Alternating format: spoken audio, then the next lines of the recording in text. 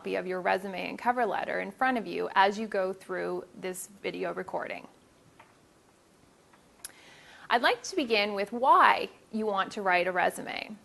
First of all, writing a resume helps establish a job focus for you. Second, it summarizes all of your relevant skills, your qualifications, and your experiences and achievement in one document. It also helps a hiring manager get to know what they need to know about you quickly.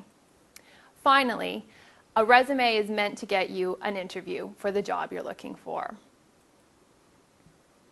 An acronym that I often use with students when writing resumes is CHARM. C represents the central message. This central message allows you to communicate with the employer what job it is that you are looking for. You also need to target your resume towards the hiring manager and basically identify what skills you can provide them for that position. Your resume also needs to be accessed within 30 to 60 seconds. This is the average time a hiring manager puts into reviewing a resume for the position that they're hiring for. Most important is relevancy. The information included in your resume needs to be relevant to the position that you are applying for. This means you do not need to include every position that you have worked for in the past. Finally is the mechanics. You really need to focus on spelling, grammar, punctuation, and ensure that these are accurate within your resume. The types of resumes we're going to look at today first includes the chronological style resume. This resume format is excellent if you have a lot of direct related work experience. This allows you to identify to the employer how you would be relevant for that position. The next style of resume is a transferable skills or a skills-based resume. This style of resume identifies the skills that you have already learned in other work experiences but may not be quite the same. So you're transferring that skill to identify how it is relevant for the position that you are applying for. Finally, there is a combination style resume, and this includes a combination of chronological as well as skill-based. As we proceed, I will identify the differences between each of these styles of resumes.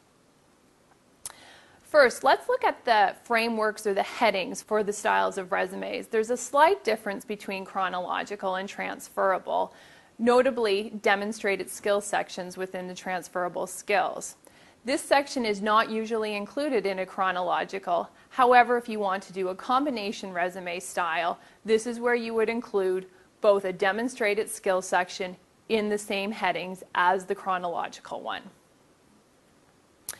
Start of your resume. This is where your name should be first and foremost. I would advise making your name stand out in a larger font or even a different font that you are using within your resume. You would include your current address. Now, often for students, they might have a current address, meaning their school address, as well as a home address. If you would like to include both, that's perfectly fine. It's just a way of the way you format it on your resume. Then your phone number. Again, please indicate if it's a home or a cell phone number, and you may want to provide both of those. Just to mention, when you have your voicemail set up and you are knowingly applying for jobs, please have a professional voicemail. Finally, your email. Again, my rule of thumb here is to not use an email that spells out anything other than your name. So often an email used with your friends may not be that same email that you use when you're sending out your resumes to employers. An example of how you may head your resume looks like this. Again, note how the name stands out.